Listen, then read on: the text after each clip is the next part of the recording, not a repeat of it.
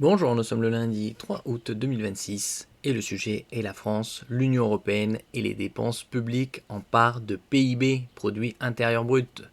La France, de nouveau championne d'Europe des dépenses publiques en 2026. Précédemment, c'était la Finlande et la France est repassée devant. La France retrouve la première place européenne.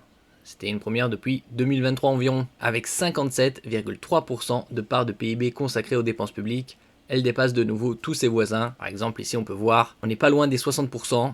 Le deuxième, tout proche, la Finlande, pays scandinave, l'Autriche, suivi de la Belgique, le Luxembourg, Croatie, Allemagne, Slovénie, Pologne, moyenne de l'Union Européenne aux alentours des 50%, Suède, Grèce, Hongrie, Danemark. Un retour au sommet. Dans les tableaux d'Eurostat, la France retrouve une première place où elle s'était momentanément éloignée.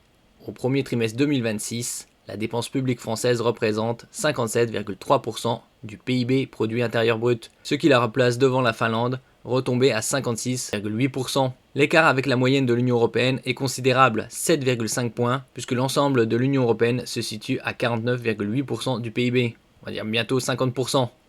N'oubliez pas de vous abonner pour plus de news nationales, européennes et internationales sur ce monde dans lequel nous vivons. Sur l'ensemble de l'année 2025, la France n'était pas encore première. Ses dépenses publiques représentaient 57,2% du PIB contre 57,5% pour la Finlande. Le basculement de 2026 est donc d'abord un phénomène trimestriel, mesuré en données désaisonnalisées et non une rupture statistique absolue avec l'année précédente. Une dépense qui n'est jamais vraiment redescendue après les crises notamment de C19, 2020, 2021.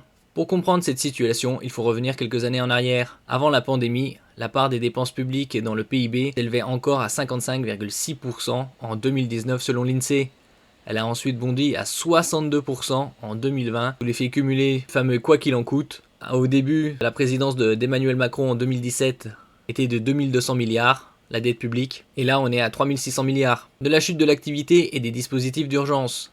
Depuis, la décrue a bien eu lieu, mais elle est restée incomplète. 59,5% en 2021, 58,4% en 2022, 56,8% en 2023, 57% en 2024, c'est reparti à la hausse, puis 57,2% à 57,3% en 2025. La France s'est donc éloignée du pic Covid, mais elle n'est jamais revenue à son point de départ d'avant-crise, donc d'avant 2019. En 2019, c'était 55,6%, ce qui est en soi déjà très élevé puisque c'est plus de 50%. En valeur absolue, l'ampleur est encore plus parlante.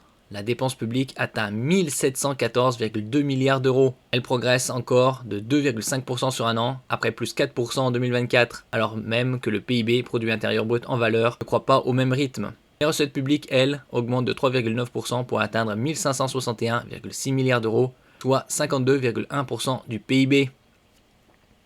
Merci pour votre écoute et à la prochaine.